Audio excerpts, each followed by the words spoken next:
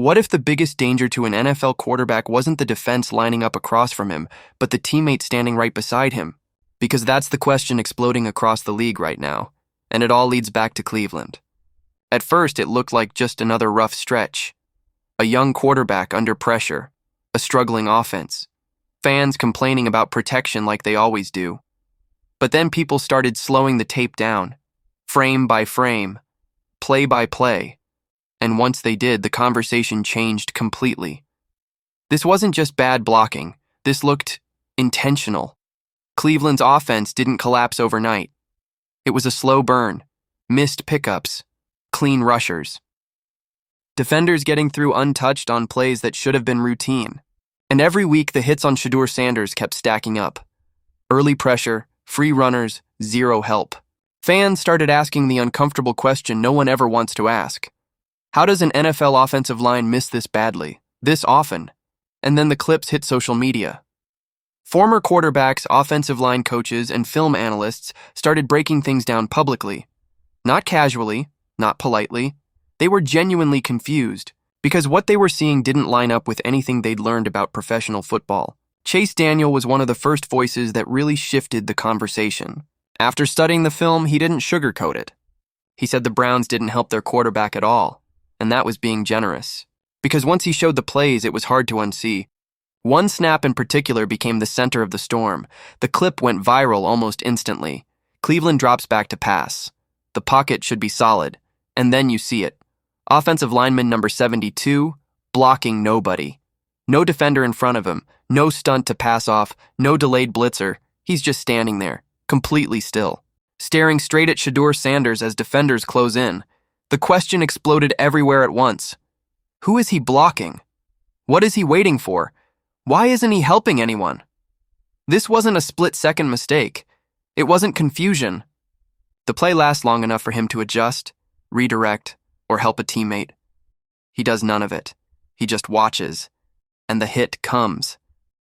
Analysts replayed it again, and again, and again. Every angle made it worse. Because in real speed, it already looked bad. In slow motion, it looked deliberate. And that's when people realized this wasn't an isolated moment, because the very next week, it happened again. 4th and 1. Critical situation. Momentum on the line. Cleveland lines up needing one clean push. Instead, chaos breaks out. Jack Conklin launches forward in a strange dive that accomplishes nothing. There's a clear false start that somehow goes uncalled.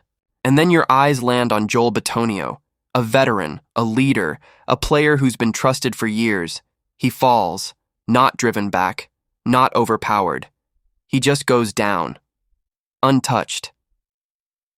The defender he was responsible for walks straight through. Another defender follows, then another. Multiple rushers converge on Sanders at the same time, completely unblocked. The broadcast booth goes silent. They replay it. Analysts pause the frame, rewind it again. No one can explain what they're seeing. This isn't how professional linemen play. This isn't poor execution. This is the absence of execution. And the more film people watched, the worse it got. On later snaps, number 72 doesn't just stand still. He actually moves toward his own quarterback while defenders come free from the opposite side. It looks wrong, unnatural. Like someone more interested in watching the hit than stopping it. That's when the conversation shifted from bad line to something darker, because bad offensive lines still try.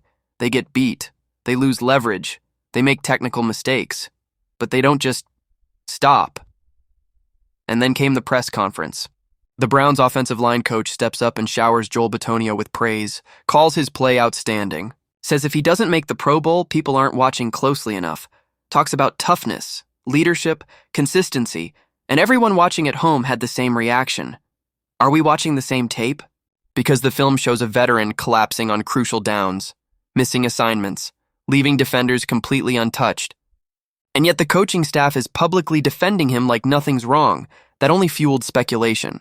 Reports began circulating that some veteran linemen weren't thrilled when Sanders was named the starter, that there was frustration behind the scenes, that certain players felt the job should have gone another direction, nothing officially confirmed.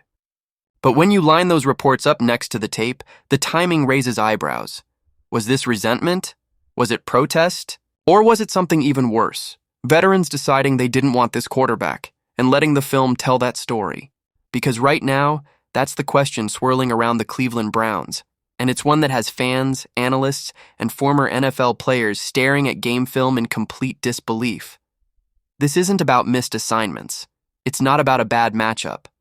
And it's definitely not just growing pains. Something about this situation feels wrong.